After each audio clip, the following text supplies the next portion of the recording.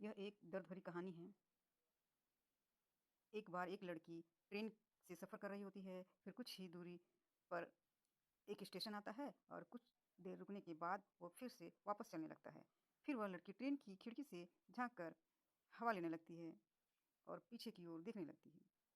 और वह जैसे ही पीछे देखा कि अचानक से एक लड़का तेज़ी से दूर ट्रेन के साथ-साथ दौड़ता हुआ ट्रेन के साथ-साथ दौड़ रहा है।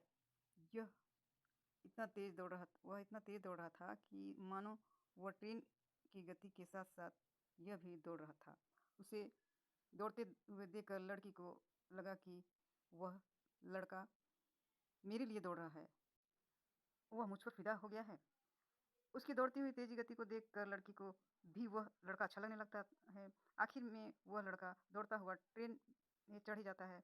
उसे ट्रेन में चढ़ते देखकर लड़की भी मुस्कुराने वो लगती है। अपने आप को खूबसूरत समझ रही थी, लेकिन यहाँ ऐसी कोई बात न थी। वह लड़का ट्रेन में चढ़ने के बाद ठीक लड़की की सीट के सामने वाला सीट पर बैठकर एक लंबी साँस लेता है और फिर सोई हुई एक बुढ़िया को अपने हाथों से झकझोर कर उठाते हुए कहता है, "माँ उठो और पानी पी लो।" ऐसा कहकर वह माँ को पकड़ कर रोने लगता है। ये सब देखकर लड़की सोचने लगती है कि यह लड़का ट्रेन के पीछे इतना तेज़ी से मेरे लिए नहीं बल्कि इस बुढ़िया के लिए दौड़ रहा था। यह अपनी माँ के लिए दौड़ रहा था और मैं गलतफ़हमी में थी कि यह लड़का मेरे लिए दौड़ रहा है। मेरे लिए अपनी दौड़ माँ रहा के है। लिए यह इतना लड़का तेज़ दौड़ रहा था और मैं गलतफ़हमी में थी।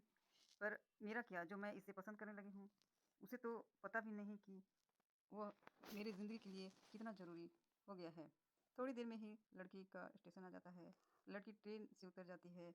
लड़का को कुछ मालूम नहीं कि मुझे कोई चाहने वाला इस ट्रेन से उतर भी रहा रहा है। ट्रेन अब छूट चुकी थी। लड़की ट्रेन से नीचे उतरने के बाद भी ट्रेन को एकटक